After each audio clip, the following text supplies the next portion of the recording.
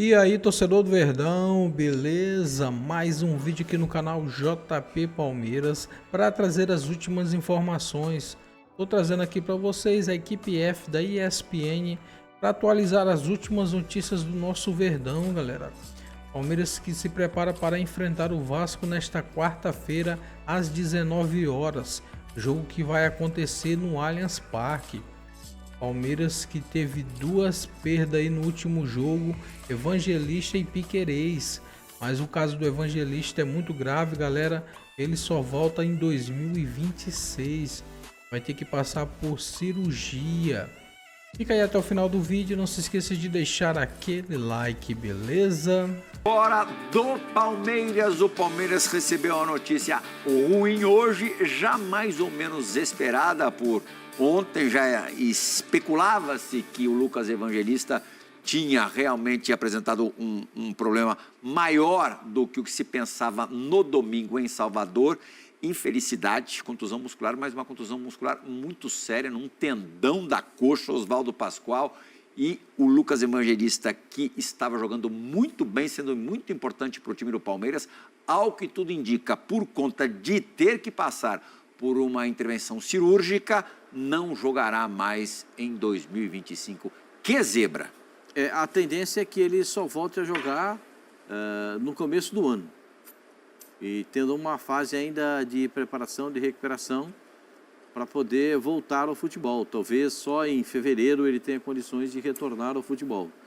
É uma situação crítica, é um rompimento de um músculo, com um tendão. É doído, hein, pessoal? Porque o músculo se rompe a inserção do músculo no osso, né? E quando você perde essa inserção do músculo no osso, tem que fazer uma cirurgia para recolocar o músculo na posição. Eu fico imaginando a volta dele lá da Bahia. A dor, né? A dor, o incômodo. É muito difícil, muito complicado. O Palmeiras tem uma baixa sentida e agora cria-se uma expectativa de que o Palmeiras comece a buscar dentro do próprio elenco um substituto. Há quem diga que o Andréas Pereira deve ser recuado para fazer o trabalho de segundo volante. E aí o Rafael Veiga entra na armação. Há uma vertente de que o Alan faça o segundo volante, que aí você só muda uma posição, né? Porque o Alan também é canhoto, como é o Evangelista. Então só muda uma posição. E existem outras variações, como também colocar o M. Martínez, que jogaria com dois volantes. O M. Martínez tem boa saída de bola, tem bom passe de bola, mas ele é destro e não é canhoto. O Evangelista é canhoto e poderia jogar nessa posição, agora com essa lesão. Então, enfim, existem outras situações que podem ser verificadas. Dois volantes, a entrada do Alan, esse que joga no Palmeiras é o Alan. Alan, no meio campo, que é canhoto, para fazer a saída de bola. Ele está meio esquecidão, né? Quem? O Alan. Não, ele entra todo jogo. Não, mas assim, para começar jogo... Para começar, sim, mas assim, ele entra todo jogo, ele entra. Ele joga de ponta esquerda, de ponta direita, de centroavante, de meia esquerda, de segundo volante. Onde botar esse moleque joga? Porque ele é bom jogador. Então, eu acho que é uma grande oportunidade até para ele fazer essa função, que ele, na verdade, é meia esquerda, de origem. Né? Ele é um meia esquerda. Mas talvez possa recuar o Andrés, né? E coloca ele como meia também, pessoal. Não, aí, talvez, se né? recuar o Andrés, quem vai entrar é o Rafael Veiga.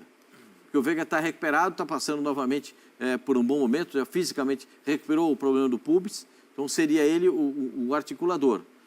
Nesse sistema do 4-4-2 do Palmeiras, com dois homens liberados que correm atrás dos homens de ataque.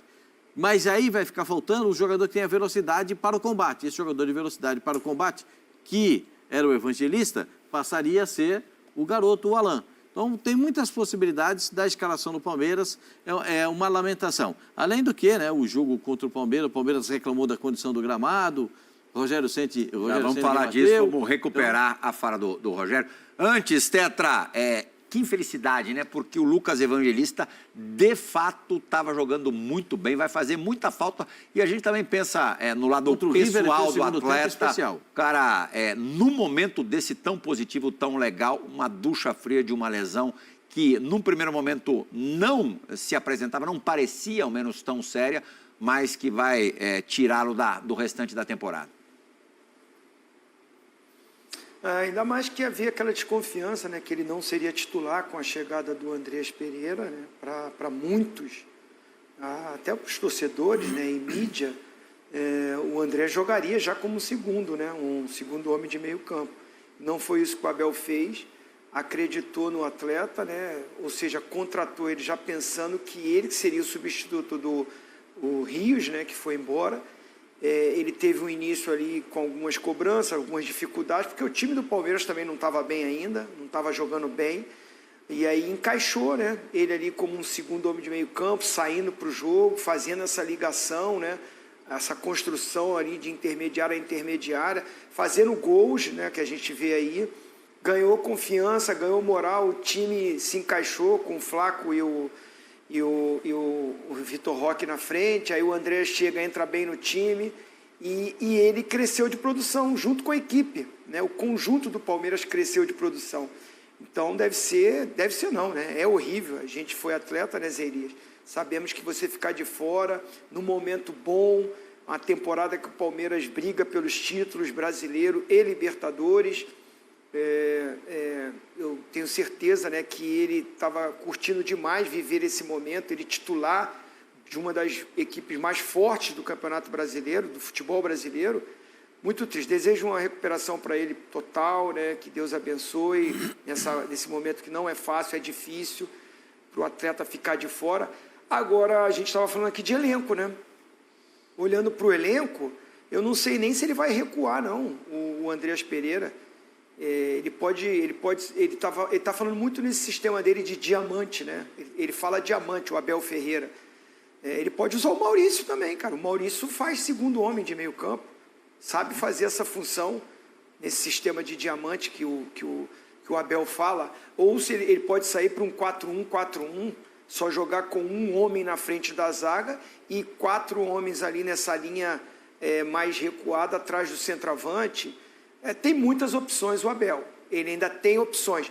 Vai sentir a saída do Evangelista, que ele é bom jogador, e ele estava jogando bem. Bom que ele estava jogando bem, então assim, sente. Mas o Palmeiras tem opções, até para variações táticas. Volantes, Zé Elias, a gente vai colocar na tela agora, jogadores, nomes de jogadores da posição. O Pascoal falou no Alain, o Zinho até sugeriu o Maurício como segundo homem de meio campo. O Andrés Pereira joga por ali, o Emiliano Martinez. Aí é um outro tipo de jogador, uma outra característica. Aníbal e Emi Martinez, para muita gente, não rola, porque, enfim, são pouco móveis, são muito parecidos. O Veiga, como deu também como opção, o Pascoal. E aí, 2 nomes de meninos, o Rafael Coutinho e o Figueiredo, que eu confesso não conhecer. Eu colocaria o Andrés Pereira no lugar do Lucas Evangelista, até porque é o que se aproxima mais em termos de características, de distribuição de jogo e chegada ao ataque.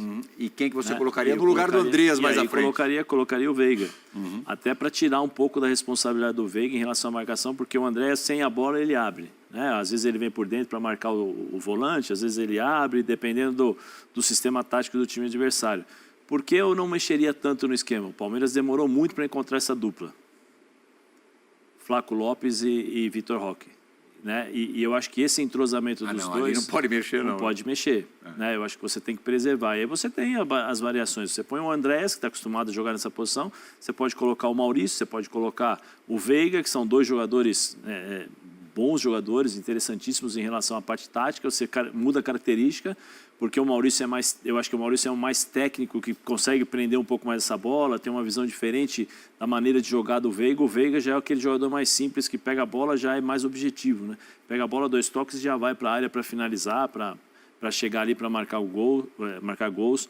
Eu acho que o Abel, né? Não sei, não mudaria esse sistema de jogo, porque talvez se ele mudar tanto, ele vai tirar essa característica que ele encontrou agora, que são esses 2 jogadores, que é o Flaco e o Vitor. Né? Então eu não mexeria tanto no sistema tático, não. Eu traz o Andrés aqui, você vai continuar com a mesma saída de bola, eu acho que talvez até um pouquinho melhor.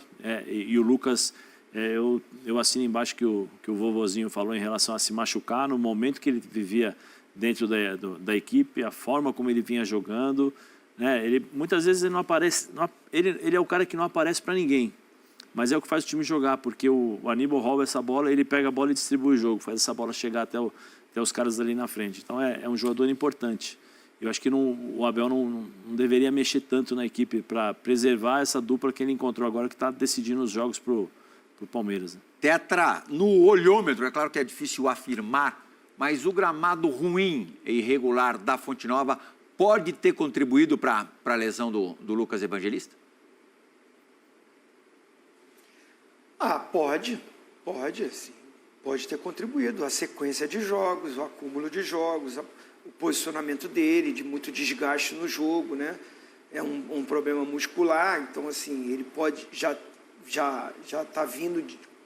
entra no jogo com algum tipo de desgaste de jogos anteriores, e aí o gramado ruim, a pressão do jogo, o Bahia fazendo um bom jogo, né?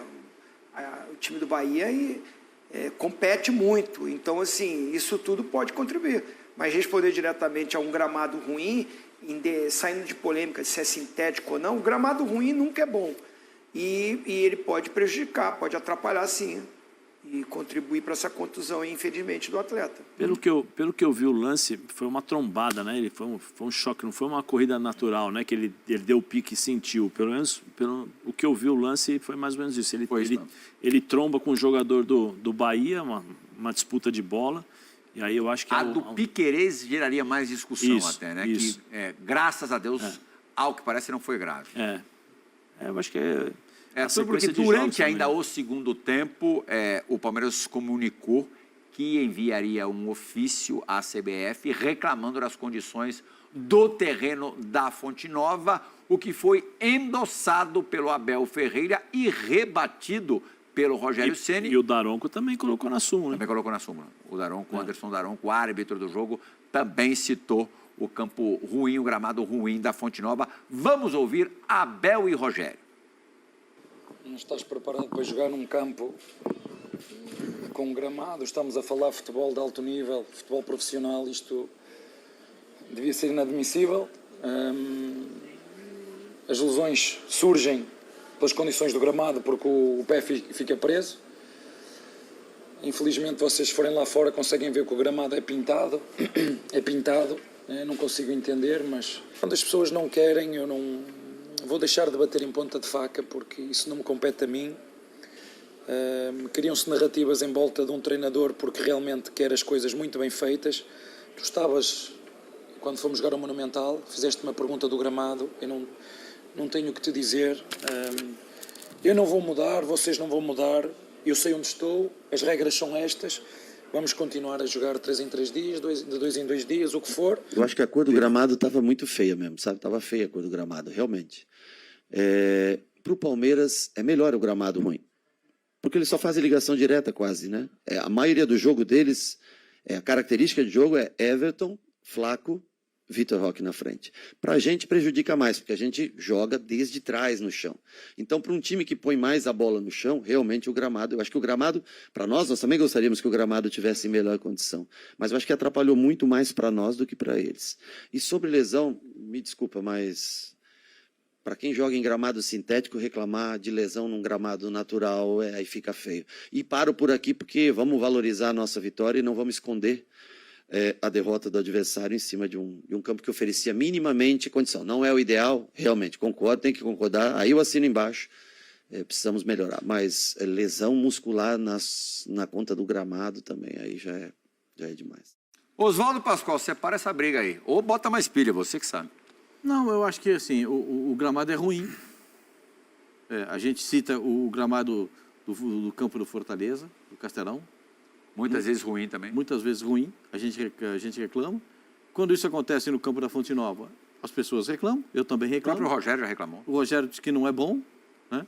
O Rogério do ano passado disse que para jogar, eu vou só recuperar o que disse o Rogério, para jogar num campo como esse que a gente está jogando, é melhor jogar no sintético. Foi ele que disse. Só está recuperando a fala dele, né? E o campo estava ruim mesmo. E o campo, com todo respeito, Rogério, o Palmeiras não joga só de bola pelo alto. Com todo respeito, Rogério. Essa fase da ligação direta já passou. O time do Palmeiras é um time que trabalha a bola para jogar. Mesma característica, uma característica semelhante à do Bahia. O Bahia gosta muito de ficar com a bola, de preservar a bola, de virar jogo da direita para a esquerda, de girar a bola entre os meias, que são muito competentes. E o Palmeiras, como tem também meias competentes, prefere ficar com a bola e trabalhar com a bola e encontrar um espaço para a velocidade e o arranque do Vitor Roque, que é a especialidade dele, e a chegada ofensiva do centroavante, que o Flaco Lopes é muito bom jogador, a bola cruzada na área, e está passando por um momento excelente nas finalizações. Não concordo quando o Rogério diz que o Palmeiras só joga pelo alto, mas eu sou obrigado a concordar. O Rogério sabe que não é assim, né? Ele também sabe. Claro. Mas então não sei por que falou. Não, ele acho que o final da resposta dele deixou claro por que ele quis ir no ponto fraco do Abel. Porque o Abel tem como costume dificilmente reconhecer virtudes no adversário que o vence. Ou é o árbitro, ou é o calendário, ou é o gramado. E aí ele quis ir no ponto fraco do cara. Claro que o Rogério sabe que o Abel tem repertório. O drible no Jefté tá marcado no gol do É jogadaço do Ademir. Do Ademir. Vai sobrar pro coitado do Jefté. Foi uma ligação direta. Foi uma bola quebrada que acabou encontrando o Ademir. Então, sabe, gente, o futebol é cheio de detalhe e esses detalhes fazem parte da história, dos confrontos entre as equipes. O Palmeiras perdeu para o Bahia e não foi só culpa do gramado. Perdeu para o Bahia, que também teve lá suas culpas. O Jefté não conseguiu acompanhar porque o titular da posição se machucou. Né? Mas ali era difícil.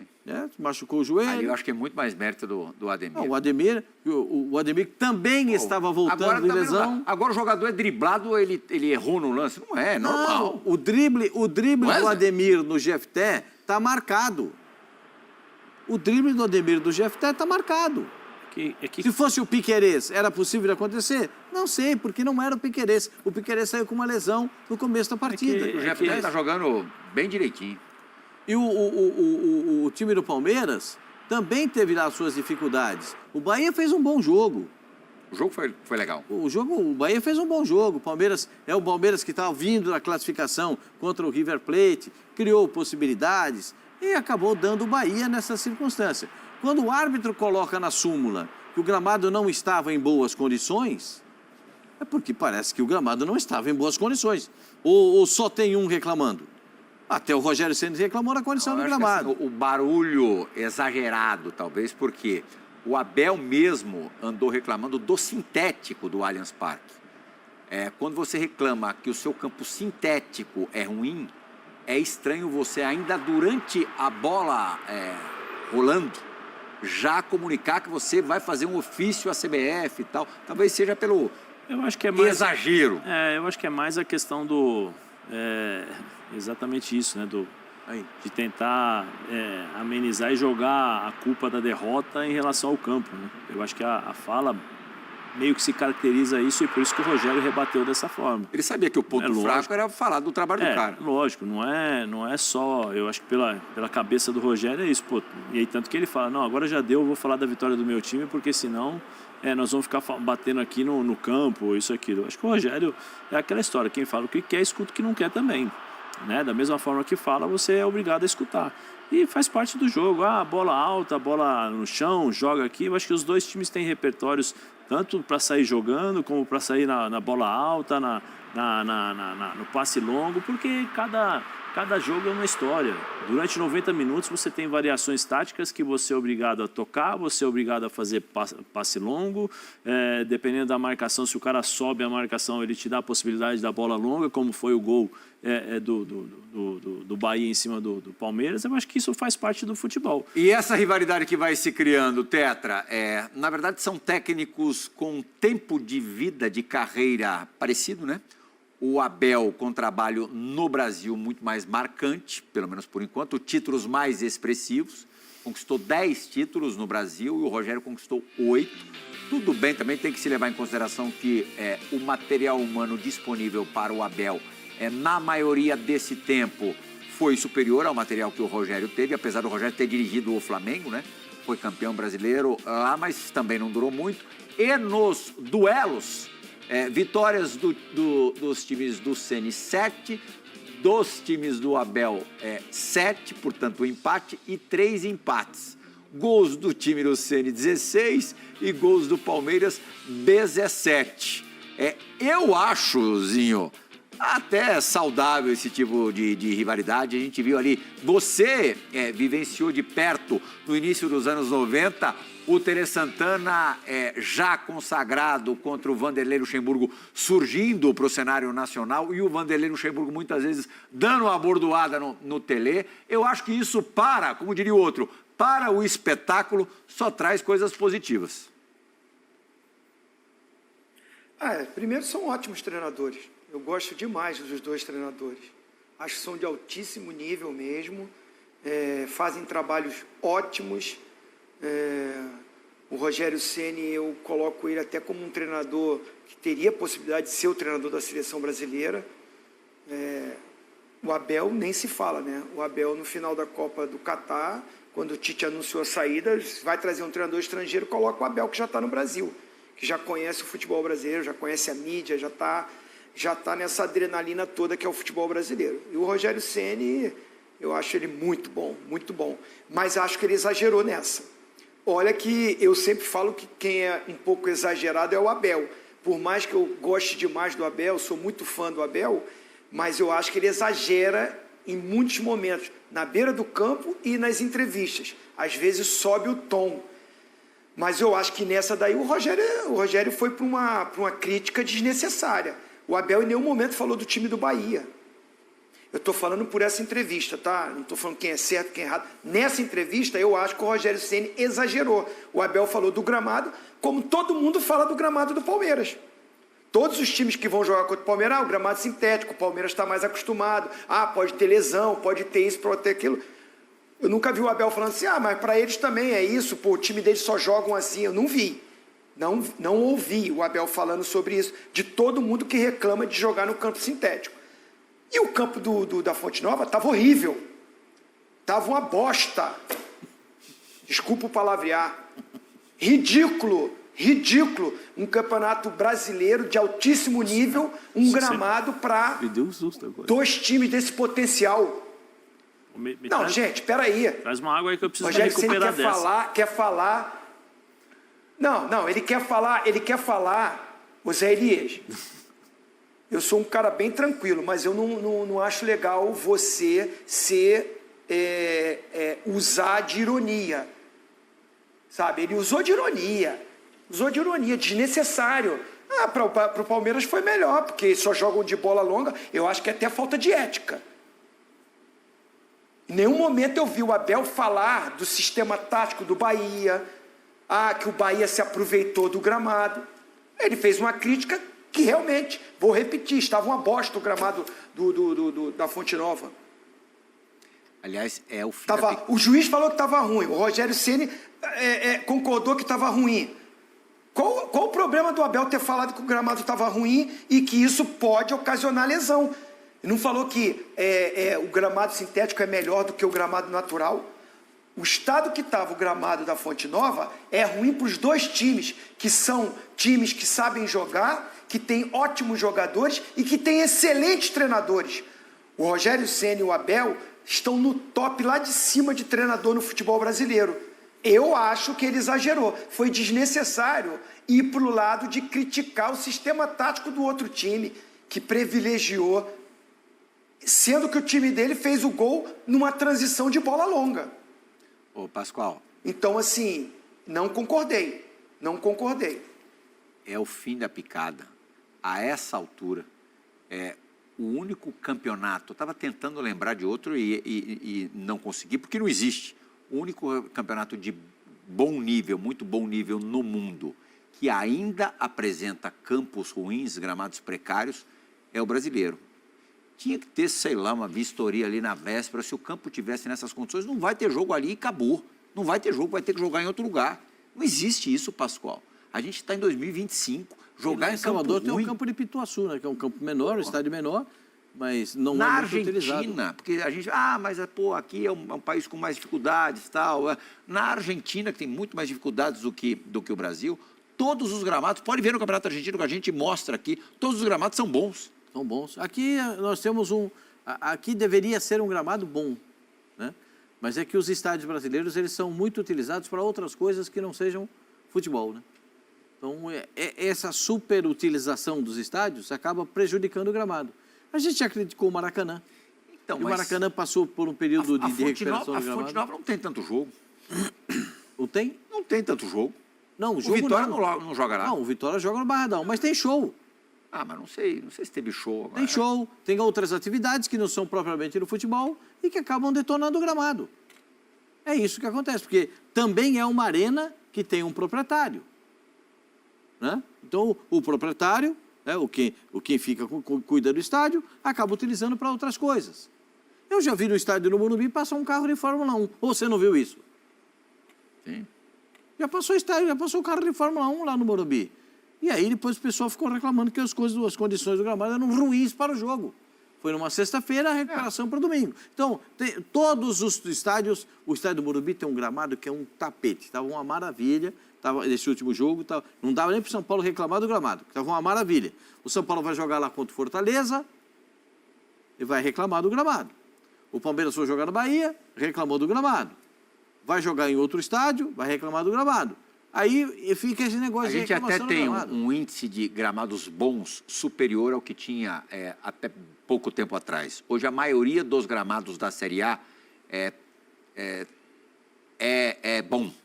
A maioria é boa. Mas é inadmissível você colocar Bahia e Palmeiras diante dos investimentos, de tudo que envolve esses dois clubes no campeonato, naquele pasto. Não, o campo é horroroso. O campo é horroroso. Então, isso isso aí agora já acabou sendo passado. Porque o Palmeiras perdeu 2 jogadores, um problema com lesão no joelho, e o Piquerez não é uma lesão muito séria, e o outro com uma lesão muscular, o Evangelista, que vai levar agora outubro, novembro, dezembro, janeiro, 5 meses pelo menos para se recuperar, entre 4 e 5 meses de recuperação. E a gente espera que ele possa se recuperar bem. Fica aqui os nossos votos de pronta recuperação, que Deus ajude o Evangelista nessa recuperação, porque o Palmeiras não perde só o jogador, o Palmeiras perde um líder. O Evangelista, com pouco tempo no Palmeiras, é líder dentro do campo, é líder no vestiário, é líder com os jogadores no treinamento. O Palmeiras está perdendo, além de um jogador, um líder. O Vicari fez aqui uma observação, está acompanhando a gente aqui, um abração para o Bruno Vicari. Um dado de River Plate e Bahia. O River fez 21 jogos em casa na temporada, o Bahia 35. Realmente... chega perto do dobro. E ele conta aqui que ele completa aqui dizendo que, sem contar que o Monumental, como no Morumbi, o gramado pelo sol, pela pista de atletismo, no caso do Morumbi, sem cobertura. Aqui no Brasil, os estádios novos têm cobertura e tem mais dificuldade de pegar sol. Mas aí você constrói um estádio desse, você tem que pensar nisso, né? Então é isso, torcedor do Verdão. Valeu por chegar até aqui no final do vídeo. Não se esqueça de deixar aquele like, beleza? Se você ainda não for inscrito aqui no canal, já se inscreva. Ative o sininho de notificação para não perder nada que eu posto aqui no canal. Falou e até mais!